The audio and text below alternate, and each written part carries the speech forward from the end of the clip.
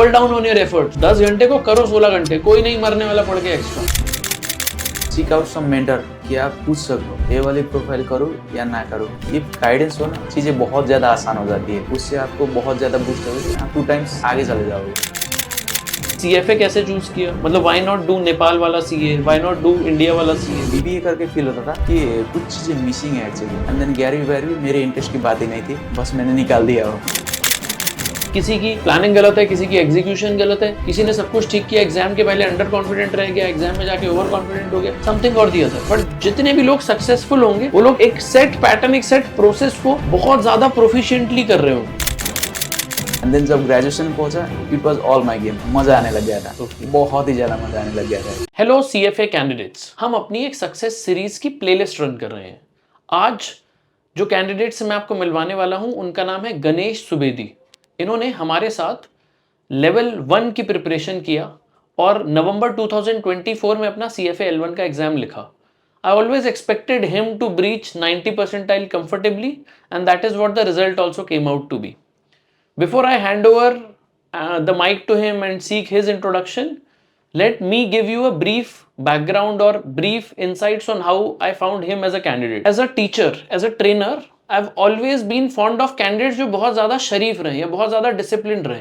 मतलब जो text book candidates होते हैं ना, मुझे वो पर्सनली बहुत ज़्यादा पसंद है। मैं शायद अपनी लाइफ में इतने शरीफ लोगों से, मतलब I just thank God that I have been fortunate enough to meet people like Ganesh who are so down to earth, so kind, a gem personality to be honest. मतलब if I may say so, if God listens to me और मुझे अगर एक छोटा भाई चाहिए होता तो मैं कहता कि गणेश जैसा भाई होना चाहिए सबके पास.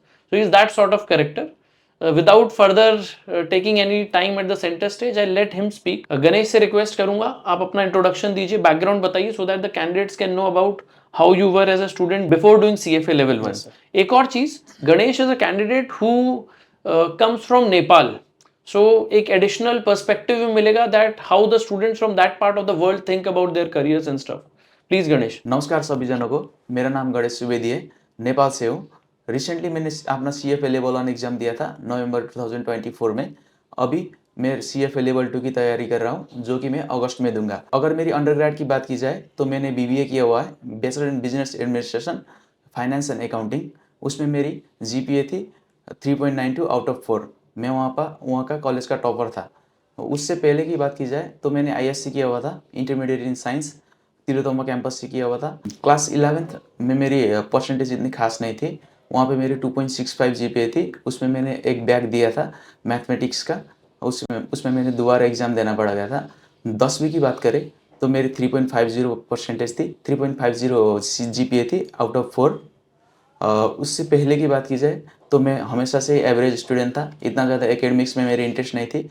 12वीं के बाद जब मैंने एग्ज़ाम दे दिया था तो मैंने सोचा था कि मैं जॉब करूँगा, एकेडमिक्स की कुछ सोचा ही नहीं था। जॉब भी किया था मैंने।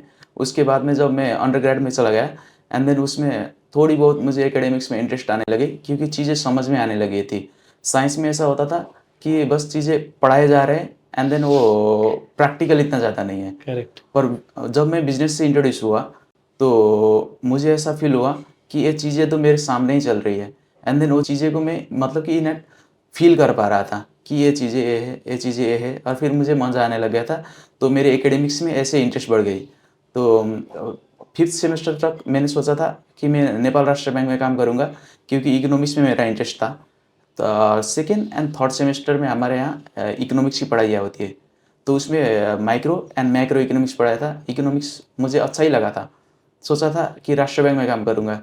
4th सेमेस्टर में जब पहुँचा तो मुझे CFA के बारे में पता चला from one of my teacher, इसने इंद्र चापागाई। उन्होंने मुझे इस करिकुलम के बारे में बताया, तो मैंने सोचा कि यही कर लेते हैं। और फिर इकोनॉमिक्स और CFA की जो चूज़ करना होता था, तो उसमें मैंने चूज़ कैसे किया कि इकोनॉमिक्स करूँगा, राष्ट्र बैंक में काम करूँगा। सोचा था कि वर्ल्ड बैंक तक जाऊँगा, पर बाद में जब CFA के बारे में मुझे पता चला, इकोनॉमिक्स करके मैं कभी शायद सेल्फ एम्प्लॉयड में कभी नहीं बन पाता, पर CFA will give me a practical tools that will help me कि बाद में जाके मैं खुद का भी कुछ कर सकूं। Okay, wonderful. तो मैं एक बार ब्रीफली बोल देता हूँ। 10th में 3.2 सीजीपीए, 3.50 CGPA, ठीक है। और 12th में भी ऐसे ही 3.9 या कुछ थे? 3.22 GPA। हाँ, तो 3.5 और 3.22। 11th में क्या गलत कर रहे थे, उसमें क्यों डिप हुए थे मार्क्स? 11th में ये गलत किया था कि मैं जाके बस बास्केटबॉल ही खेल रहा था। अच्छा, जो भी पीरियड सब होती थी तो बस बास्केटबॉल ही उसमें खेलना उस था। समय गलत किए तो स्कोर भी डिप हुआ था। यस सर, यस और 10 से पहले पढ़ाई में सीरियस नहीं थे तो स्कोर आते ही नहीं थे। Sir, yes sir, yes sir, okay. और अंडर ग्रेजुएशन में 3.92 कॉलेज टॉपर। Yes sir. ये देखना, आप कैंडिडेट ने, गणेश ने बहुत हम्बली ये बोला कि मैं हमेशा एवरेज स्टूडेंट था। कोई एवरेज एवरेज नहीं होता। Average is just a term. बहुत बार बोलते हैं हम, average is just a term. The result is an output. Output always depends on the input. 10 से पहले पढ़ाई नहीं कर रहे थे, रिजल्ट टैंक थे। 10th में पढ़ाई अच्छी की, अच्छे सीजीपी आ गए। 11 में फिर मजे लिए, फिर रिजल्ट बुरा हुआ। 12th में तोड़ से पढ़ाई की, फिर तोड़ रिजल्ट आया। Yes. अंडर ग्रेजुएशन में तोड़ पढ़ाई की, तोड़ रिजल्ट आया। तो और उसके बाद सीएफए लेवल 1 तो आपके सामने ही है। तो जो कैंडिडेट्स ये सोचते हैं ना कि हम एवरेज स्टूडेंट हैं, आप एवरेज नहीं हो, ये बुरा वर्ड है, बोलना ही नहीं चाहिए। और ऐसे पिन पॉइंट नहीं कर रहा हूं गणेश की तरफ कि इनको नहीं बोलना चाहिए। हम मतलब अमूमन लोगों का माइंड फ्रेम्ड इस तरीके से कि उसको, उसका माइंड ये सिग्नल देता है कि तुम एवरेज हो, you are not good enough, someone else is better than you. ये हमारा माइंड हमको अंडर कॉन्फिडेंट होने के सिग्नल्स देता रहता है। प्रॉब्लम बता रहा हूं इसमें क्या है, कोई भी इंसान ना एवरेज नहीं है। जनरली जो लोग परफॉर्मेंस उतना अच्छा नहीं कर रहे हैं वो डायरेक्शन लेस है। एवरेज नहीं है, वो डायरेक्शन लेस है। उसको यही नहीं पता कि मुझे क्या करना है। 10th तक पता ही नहीं था क्या करना है तो डुबा रहे थे। 10th में लगा मार्क्स चाहिए तो आए होंगे। 12th में लगा इंपॉर्टेंट है, नहीं पढ़ा तो डूब जाऊंगा तो आए होंगे। कॉलेज में गए तो नेपाल राष्ट्रीय बैंक का सपना देखा तो पढ़ाई की होगी तो आए होंगे। तो कुल मिला के अगर आपके पास लाइफ में डायरेक्शन सही हो तो रिजल्ट्स भी आ जाते हैं, एफर्ट्स भी लग जाता है और करियर्स भी बन जाते हैं। अगर डायरेक्शन नहीं हो तो सब में ही प्रॉब्लम है। ग्रेट, बहुत अच्छा लगा आपके बारे में इतनी चीजें जान के। इतनी चीजें ट्रस्ट मी, गणेश के बारे में मैं भी पहले नहीं जानता था। ठीक है, और फैमिली बैकग्राउंड क्या है, माता पिता क्या करते हैं? My father work in IITT cementation, वहाँ पे मेस चलाते हैं। और फिर मेरी माँ हाउस वाइफ है। फादर आईटीडीसी सीमेंटेशन Yes, जो sir. लिस्टेड Yes, कंपनी है, yes, वहां sir. पे मेस चलाते हैं। मेस चलाते हैं, मतलब वहाँ पे कुकिंग वगैरह ऐसा तो कुछ यहीं करते रहते हैं, इंडिया में रहते हैं। हैं इंडिया वो? में ही रहते हैं। ओके। तो उनकी अर्निंग तो मतलब ही हम्बल बैकग्राउंड से आते हैं आप काफी, फिर तो स्ट्रगल दिखा है आपने बहुत।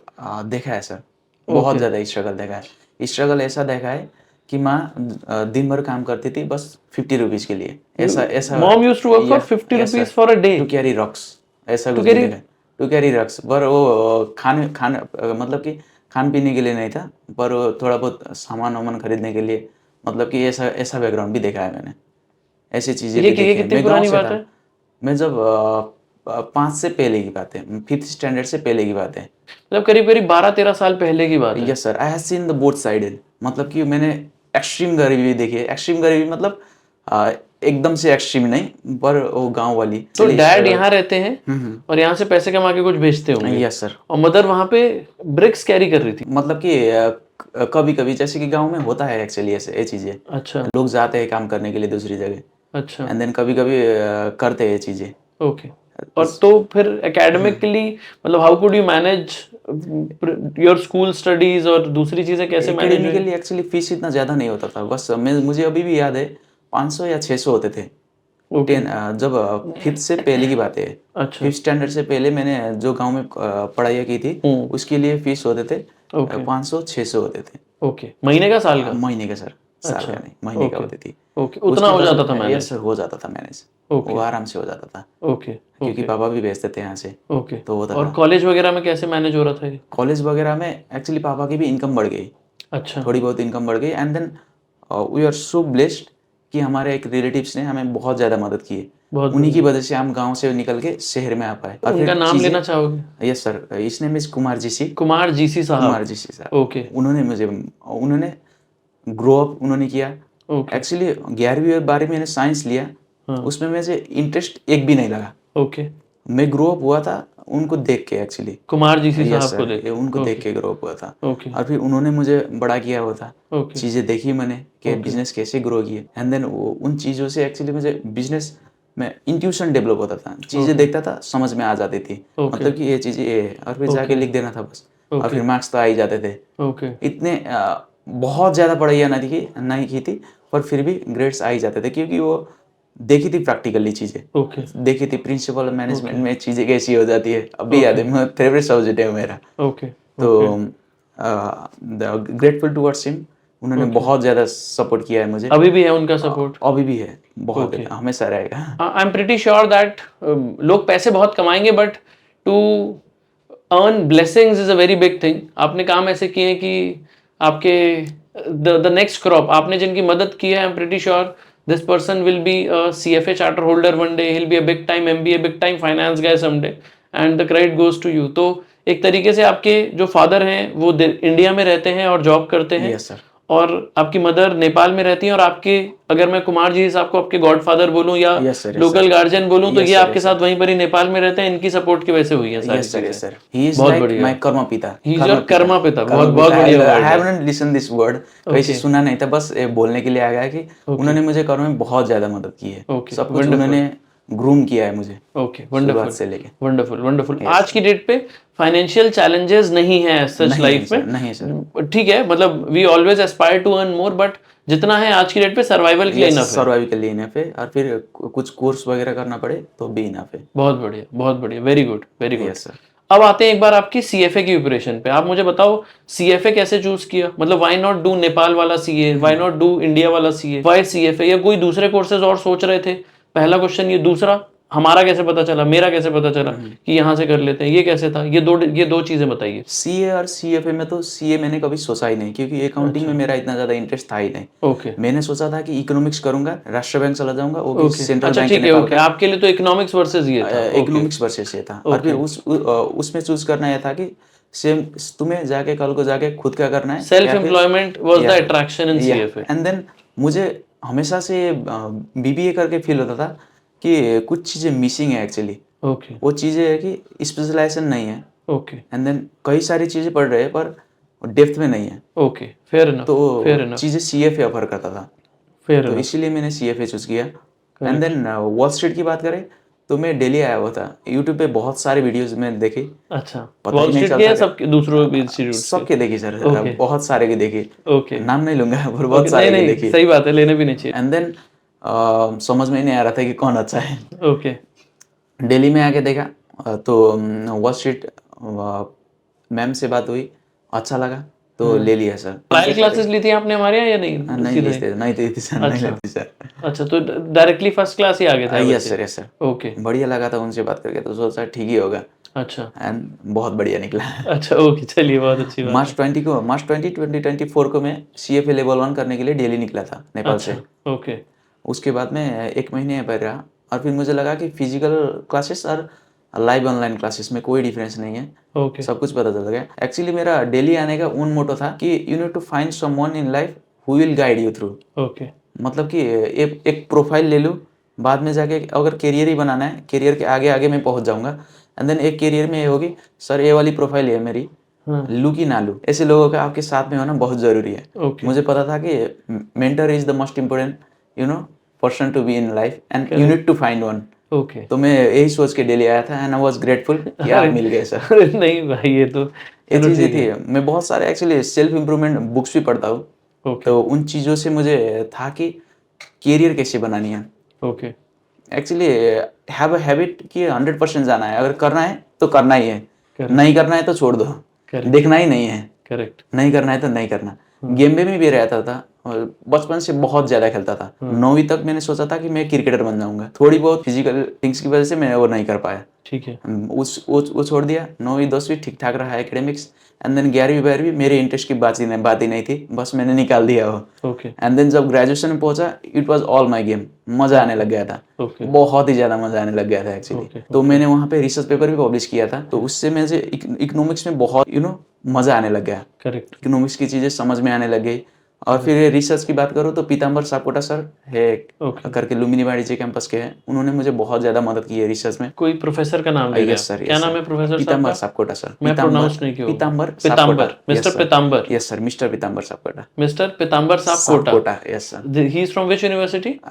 त्रिभुवन university. Tribhuvan university, okay. He helped you write a research paper? Yes sir, उन्होंने बहुत ज़्यादा मदद की है। Thanks a lot to you sir as well if you are watching this podcast. और फिर उससे मुझे ये हुआ कि बैठ के काम करने की आदत लग गई, ओके, मज़ा आने लग गया, चीज़ों को डेप्थ पे समझना कि ये चीज़ें होती है, ये चीज़ें होती है, क्योंकि कोई गाइड करने वाला नहीं था। मैंने फॉरेक्स ट्रेडिंग भी स्टार्ट की इसी वजह से किया था कि कुछ करते हैं, एंड देन ग्रेजुएशन की जब छुट्टी हो गई कोविड-19 की, तो मैंने थोड़ी बहुत फार्म भी बना लिए थे, जैसे ओके, कि चिकन्स वगैरह, एंड देन कुछ ना कुछ करने की आदत है, मतलब ये ओके, खाली नहीं बैठना। ओके, कि या तो खेलूँगा या तो बस ऐसे बैठ ही नहीं सकता था मैं। ओके, तो वो आदत पहले से थी, ओके, और वो बैठने वाली आदत शिफ्ट हो गई किस पे, कि एकेडमिक्स पे शिफ्ट हो गई, ओके, करियर वगैरह पे शिफ्ट हो गई। ओके, उस वजह से बहुत ज़्यादा इधर ओके, तक आ पहुँचा। ओके। 3-4 चीज़ें गणेश ने बहुत अच्छी पिन पॉइंट की। फर्स्ट ही सेड बहुत सारे स्टूडेंट्स आते हैं मेरे पास ये क्वेरी भी लेके, अच्छा टाइम है उसको भी एड्रेस करने का। Students come to me saying that हम दिल्ली में नहीं रहते हैं, आपकी क्लास के लिए यहाँ शिफ्ट हो जाते हैं। ऑल्दो आई डोंट डिस्करेज, मैं कहता हूँ ठीक है आप आइए, बिल्कुल आपकी मंशा है तो। उनका टेक अवे देखिए बहुत अच्छा था, उन्होंने कहा मुझे 1 महीने के बाद पता चल गया कि फिजिकल लाइव सेशंस और ऑनलाइन लाइव सेशंस में कोई फ़र्क नहीं यस है। सर, कोई इट इज़ ज़ीरो डिफरेंस। लोग कहते हैं मैं घर पे रह के पढ़ नहीं पाता हूँ। मुझे लगता है ये तुम्हारी प्रॉब्लम है। अगर तुम नहीं पढ़ पा रहे तो तुम इल डिसिप्लिन्ड हो। यस सर, तुम्हारा फ़ोन ऑन होगा, सैटरडे सुबह की 8 बजे की, संडे सुबह की 8 बजे की क्लास है। अगर आप सुबह उठ के 7 बजे, साढ़े 7 बजे बिना नहाए अपने बेड पे क्लास ले रहे हो, तो आपको थोड़ी देर के बाद नींद आनी ही आनी है। अगर आप प्रोफेशनली इस तरह ड्रेस्ड अप हैं, अगर आप टेबल चेयर पे बैठ के क्लास ले रहे हैं, if you have already taken your breakfast, there is no reason. Actually अगर आप मुझसे पूछें तो शायद pure efficacy wise 1-2% extra efficacy होनी चाहिए ऑनलाइन क्लासेस में, बिकॉज वहां पे कोई डिस्टर्बेंस नहीं है आपके आसपास। वहां पे आप अपने फोन साइलेंट कर दीजिए, बंद करके बाहर रख दीजिए और सिर्फ जोन्ड इन रहिए पढ़ाई में। आपका ट्रैवल टाइम भी सेव होता है। सर आप फिजिकल क्लासेस को डिस्करेज कर रहे हो, नहीं मैं डिस्करेज नहीं कर रहा हूं। मैं सिर्फ और सिर्फ ऑनलाइन स्टूडेंट्स का ये एप्रीहेंशन हटा रहा हूं। मुझे दूसरे कोचिंग क्लासेस के बारे में नहीं पता, बट मैं अपनी कोचिंग क्लासेस की गारंटी ले सकता हूं कि the experience of a physical live student and an online live student is 100% same. Yes sir, correct. तो 100%। इस वजह से अगर किसी का घर बैठ के रिजल्ट नहीं आ रहा तो आप अपनी प्रैक्टिसेस को ठीक करिए, रिजल्ट्स आ जाएंगे आपके, रिजल्ट की तकलीफ नहीं होगी। दूसरी चीज कैन मतलब गणेश ने एक और बहुत प्यारी बात बोली। इन्होंने बोला कि अगर किसी चीज के पीछे जा रहे हैं तो you have to go all in. He said that I go all in. This is the only way to go towards a goal in your life. अगर आप ये हाफ हार्टेड मेजर्स लेते रहो, आपको लगे हाँ ठीक है, मतलब अगर 10 घंटे दिन की पढ़ाई रिक्वायर्ड है, मैं 6 आवर्स भी कर रहा हूं तो क्या बुराई है। या फिर if you are giving 60, 70, 80% of your efforts, trust me you are not going to get 80% marks. आपके एफर्ट्स 100% रहेंगे। इनफैक्ट अगर आपको 100% एफर्ट्स के बावजूद भी लगे कि एग्जाम्स क्लोजर हैं और शायद इतना भी इनफ नहीं है, मैं दिन में 8-10 घंटे पढ़ रहा हूं, इतना भी इनफ नहीं हो रहा है, और वो फीलिंग आ जाती है एक स्टूडेंट को अंदर से, तो क्या करना चाहिए? डिफरमेंट नहीं सोचनी चाहिए, double down on your efforts. 10 घंटे को करो 16 घंटे, कोई नहीं मरने वाला पढ़ के एक्स्ट्रा। सर कैसी भाषा बोल देते हो, सच भाषा बोलता हूं। I would say the same thing to my son as well. I would say the same thing to my sibling as well. There's no reason that I should not say you the same thing. पढ़ाई extra करने से, जान extra लगाने से आप सिर्फ तराशे जाएंगे। तो वेट मत करिए, ये मत सोचिए कि कॉम्प्रोमाइज्ड एफर्ट से रिजल्ट्स अच्छे आ भी सकते हैं, इस होप में मत जिए, मतलब इस होप में जीना गलत है। You are just day dreaming and you will not reach anywhere. Great. एक बार आगे जानते हैं आपकी प्रिपरेशन में। यस सर, मुझे नेक्स्ट पीसेस बताओ कि आपने नवंबर 2024 में एग्जाम दिया, यस सर, प्रिपरेशन आप कह रहे हो मार्च 2024 में आए थे आप, यस सर, तो 8 महीने हुए आपके पास प्रिपरेशन यस के, सर, है ना? 8 महीने हो ये गए। 8 महीने को फेज आउट करके बताइए कि शुरू में ज्यादा पढ़ाई की थी, एंड में ज्यादा पढ़ाई की थी, कंसिस्टेंट थे। मुझे एक ये बताइए कि मतलब एफर्ट वाइज किस तरीके से थ्रो कर रहे थे आप? पहले तो सोचा था कि रूटीन बना के चलूँगा, 8 घंटे 10 घंटे पढ़ूंगा, पर वो होते नहीं थे एक्चुअली। ओके। शुरुआत में 1 मंथ जो दिल्ली में स्पेंड हो गए, उनमें इतना ज़्यादा पढ़ाई नहीं हो पाई अच्छा, थी। फिजिकल वाले में तो वीकेंड क्लासेस में आते थे, वीकडे में नहीं पढ़ाई होती? हो पाती थी, मतलब कि 6-7 घंटे तो हो ही जाते थे। बाकी टाइम क्या कर रहे थे? घूमना घामना चल रहा था दिल्ली में? बाकी टाइम थोड़ा सा ये रहा कि सही कर रहे हैं या नहीं, ओके, एक्चुअली ओके, ठीक कर रहे हैं या नहीं। ओके, तो दोनों दोस्त मिलके बस यही देखते जा रहे थे, क्योंकि नेपाल में एक ट्रेंड है कि ज़्यादातर लोग बस एब्रॉड ही जाना है। They will pick up a country, इस कंट्री में अच्छा मिलेगा इंटरनेशनल स्टूडेंट को, एंड देन वो लोग वहीं पे चले जाएंगे। Okay. I am not saying that's a bad idea और गुड आइडिया, हाँ, I will not comment on anything like that, हाँ। But I think you should have to pick up a course. Course First, देखो, कर university देखिए आप, correct, and then चले जाइए। मुझे बिल्कुल ये सही कोर्स बात है, करनी है, एक कोर्स के लिए ये कंट्री बढ़िया है, बिल्कुल सही आप चले बात है। जाइए हाँ, उसके बाद। सही बात है, पहले करियर डिसाइड करो फिर कंट्री डिसाइड फिर करो। countries। लेकिन आप कह रहे हो जनरली लोग उल्टा करते हैं यस कि सर, कंट्री डिसाइड कर लेते हैं, फिर वहां घुसने के लिए जो करना पड़े कर जो लेते करना हैं। पड़े कर लेते हैं, ओके, वही ओके, चीज़ें थी। ओके, तो हीटअप चल रही थी एक्चुअली, थोड़ी बहुत ब्रेन में भी, एंड देन ये चीज़ें ठीक कर रहे हैं या नहीं कर रहे हैं, एंड देन ठीक कर रहे हैं या नहीं कर रहे हैं, and okay, then financially burden जो था दिल्ली में रहने का, दिन बाहर में खर्चे हो रहे थे, आपने करेक्ट आपने घर से बाहर कभी नहीं निकला था, करेक्ट डायरेक्टली यहाँ पे दिल्ली पे आ गया एंड देन पूरा on your own, you are on your own actually. Course भी ऐसा लिया था कि प्रोफेशनल कोर्स था, करेक्ट। जिसकी वजह से कॉलेज में क्या होता है, आप लोग दोस्त वगैरह से मिलते हो एंड देन चीज़ें हो जाती है कि संभल जाते हो। पर प्रोफेशनल कोर्स में ऐसा होता है कि खुद को ही करते जाना पड़ता है एंड देन खुद Correct. को ही समझाएंगे, खुद को ही गाइडेंस करेंगे, सब कुछ खुद ही करना पड़ता है। करेक्ट। वो चीज़ें नई नई थी तो Correct. थोड़ा बहुत एडजस्ट करने में टाइम लग गया है। ओके एंड देन जब अप्रैल 14 को शायद हम नेपाल के लिए निकले, ओके उसके बाद से 1-2 दिन शायद डिस्टर्ब हुआ होगा। ओके मुझे याद है मैंने छुट्टी लेना था, मतलब कि बस फुल डे प्रिपरेशन में मैंने जब छुट्टी ली थी तो बस 2 दिन के लिए ली थी, वो मेरे दोस्त के बर्थडे के लिए ली थी। 15 अप्रैल से लेके नवंबर तक पूरे 2 दिन के लिए, 2 दिन के लिए बस छुट्टी 7 ली थी। महीनों में सिर्फ 2 दिन 2 का दिन गैप के लिए लिया 2 दिन का दैट्स गैप लिया था। कंसिस्टेंसी 2 दिन का गैप लिया था। ओके उससे कभी गैप लिया ही नहीं था, क्योंकि लिया ही नहीं जाता था। और दिन में मतलब कि कितना घंटे पढ़ रहे थे 8-10 घंटे से 8-10 घंटे तो हो ही जाता था शुरुआत में, और फिर बाद में तो बस 2 महीने पहले तो एग्जाम के बस उठता था, बस पढ़ता ही था। तो दिन में 10 12 14 भी हो जाता होगा एक्चुअली ये थी कि इसमें फेल हो गए तो करना ही क्या है, सही बात फुल टाइम यही कर रहा था। एंड देन एमबीए को छोड़ के आ गया था, घर वाले बोलते थे कि एमबीए करने का है, पहली बार लाइफ में किया था कि यही करना है। ठीक है एंड देन ग्रेजुएशन के बाद ये होता है कि थोड़ा बहुत ज़्यादा आपको स्ट्रेस आ जाएगा, like your Correct, family correct. Will expect कि आप थोड़ा बहुत अर्न करें, करेक्ट क्योंकि आपकी उम्र भी हो गई, 22-23 साल के आप हो ही चुके होंगे, करेक्ट तब आपकी फैमिली भी आपके एक्सपेक्ट करती है दैट एक्सपेक्ट यू करती है स्टार्ट कि आप, कंट्रीब्यूटिंग यस सर, यस उसके बाद से तो वो थोड़ा एक्स्ट्रा प्रेशर देती है आपको। ओके एंड देन ऐसा करियर को चूज करना जो नेपाल में नहीं हो, ओके जिसको किसी ने फॉलो ना किया हो। ओके तो नेपाल में बहुत लोग नहीं कर रहे हैं सीएफए नहीं कर रहे सर, मैंने तो 1-2 जने ही होंगे मैंने जो Okay. जिनसे मैं मिला होऊंगा ओके कि सीएफए कर रहे हैं, ओके एंड देन बाकी भी कर रहे होंगे पर मुझे पता नहीं। अब रिग्रेट तो नहीं होता कि रिग्रेट कभी नहीं होता। अच्छा एक बात बताओ कोई अब थोड़ा प्रिपरेशन को और इन डेप्थ जानते हैं क्योंकि 90 परसेंटाइल से ऊपर आया yes sir, all 10 subjects you scored more than 70% right yes sir.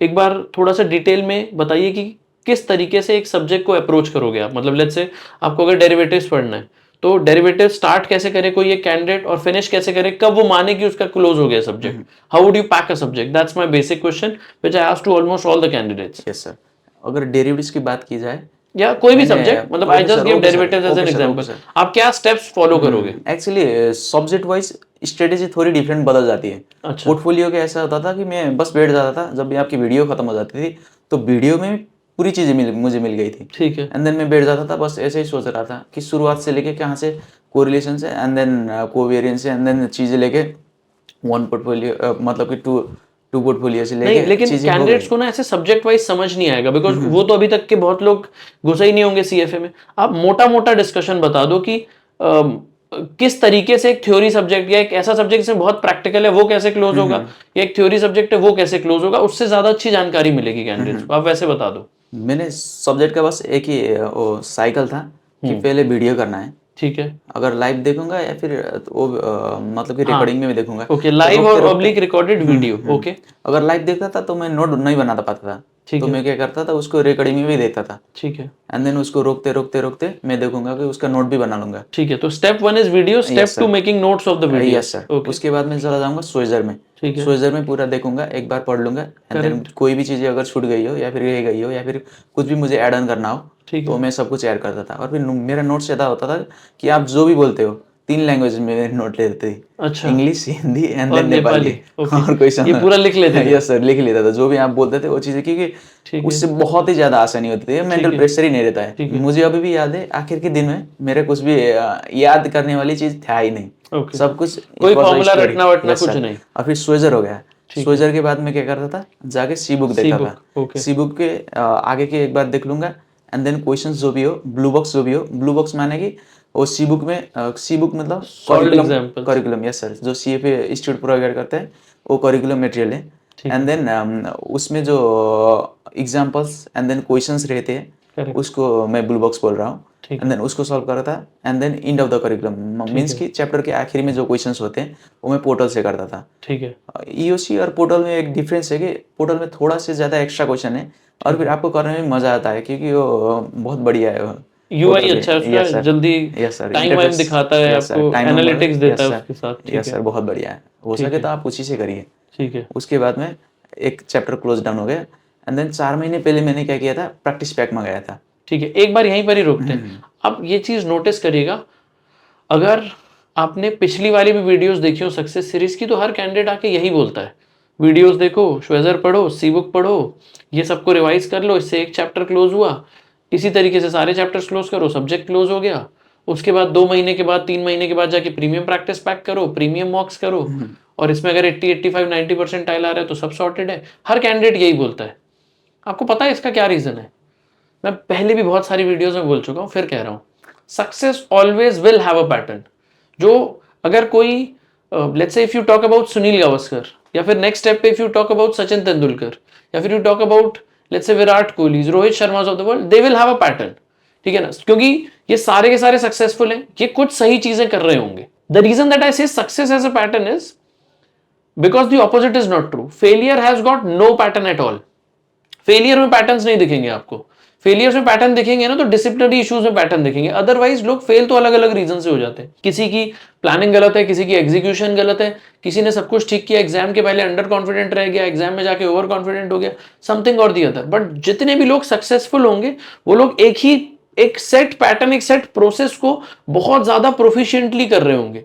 तो आप देखेंगे हर कैंडिडेट आके सिमिलर चीज बोलता है, नॉट बिकॉज मैं उनको बोल रहा हूं कि हाँ जी आओ ये चीज बोलना आके, ये काम थोड़ी ना रह गया। इनफैक्ट आप मेरी कितनी आज से 4 साल पुरानी वीडियोस उठा के देख लीजिए, जब मैं बताता हूं हाउ टू स्टडी तो मैं यही एक पैटर्न बोल रहा हूं कि पहले ये करो फिर ये करो। अब क्योंकि यही पैटर्न बहुत सारे स्टूडेंट्स ने फॉलो कर लिया और सबको उसमें जाके बहुत अच्छी सक्सेस मिल गई, तो in a way it has become very natural for them. आप देखेंगे लेवल 2 में भी ये सेम चीज ही करने वाले हैं, लेवल 3 में भी ये सेम चीज ही करने वाले हैं। अब ये चीज में फर्क आ ही नहीं सकता। In fact for that matter I am telling you, आप कोर्स भी चेंज करोगे ना तो भी आपका पैटर्न सेम ही रह जाएगा। तो आप कोर्स चेंज करोगे, मेरी वीडियोस के बदले जीमैट की वीडियोस आ जाएंगी, कैट की वीडियोस आ जाएंगी, फिर वही क्वेश्चंस होंगे, फिर वही एरर लॉग होगा, फिर सारी चीजें सेम रह जाएंगी।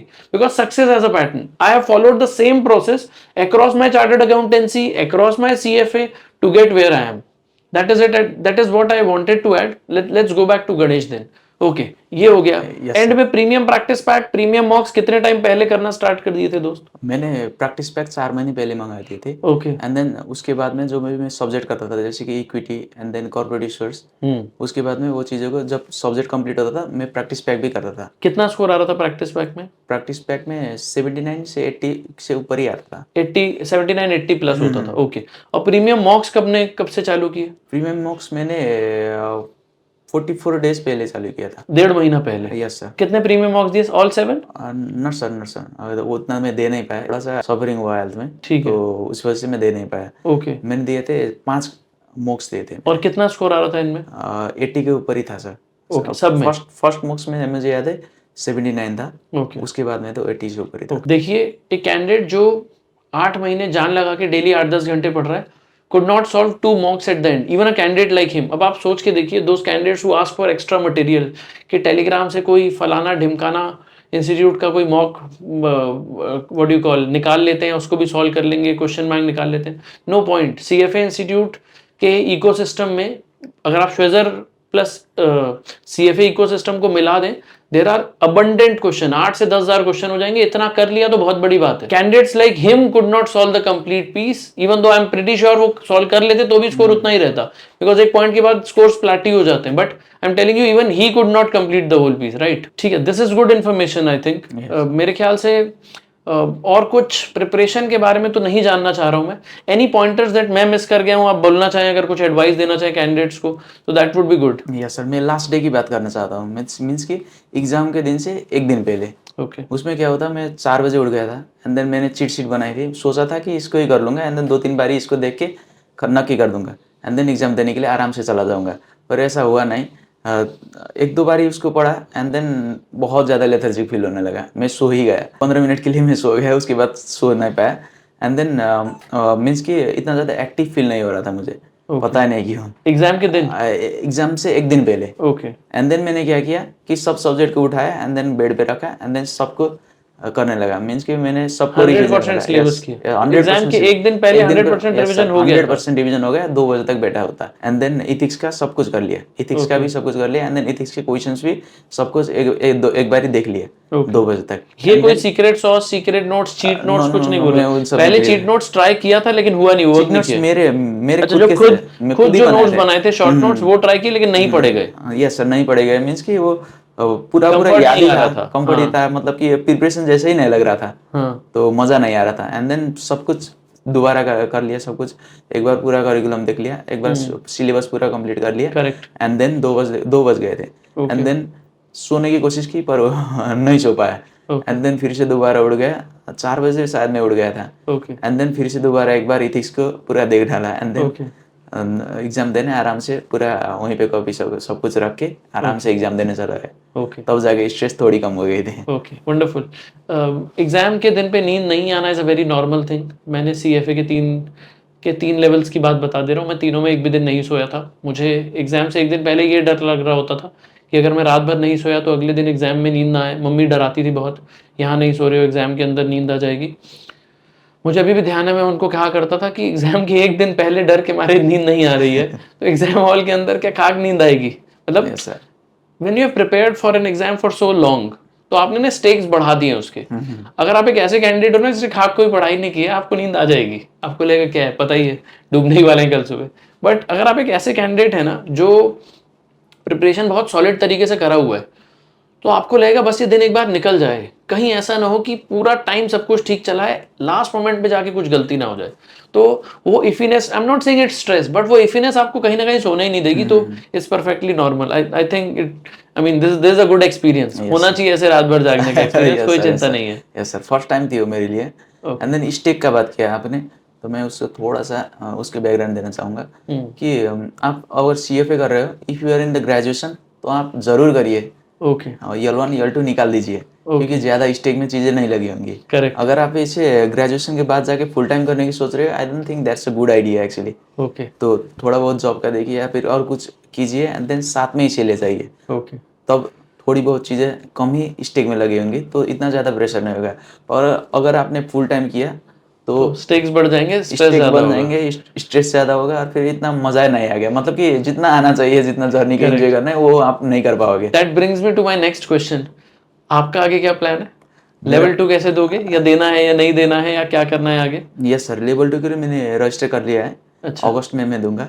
अच्छा एंड देन 2026 को मैंने MBA करने की सोचा है। Okay and then financial modelling, valuation सीखूंगा, ओके खुद को थोड़ा बहुत हार्ड स्किल डेवलप करूंगा, खुद पे थोड़ा काम करूंगा और ज़्यादा। ओके। एंड देन तो नेक्स्ट स्टेप्स है आपके CFA, ग्रेजुएशन तो हो गई, यस सर, तो नेक्स्ट स्टेप्स है CFA level 2, yes sir, financial modelling yes sir, and preparing for MBAs, Yes, मतलब sir. वो CAT और GMAT वगैरह के GMAT, yes, exams sir, yes, लिखेंगे sir. आप। Anything that you think that I have missed out on, और आप candidates को बताना चाहेंगे तो प्लीज बताइए, नहीं तो this was a very good conversation. I would thank you for your time, that's it. One thing मैं लास्ट थिंग आपको बोलना चाहूँगा कि सीक आउट सम मेंटर, कि आप पूछ सको ये वाली प्रोफाइल करूँ या ना करूँ। इफ़ गाइडेंस हो ना, चीज़ें बहुत ज़्यादा आसान हो जाती है, उससे आपको बहुत ज़्यादा बूस्ट होगी, आप 2 टाइम्स आगे चले जाओगे। तो find some mentor, I have got one, make sure you got thank one. You thank you thank you. चलिए thank Thank you, you, sir. That is it.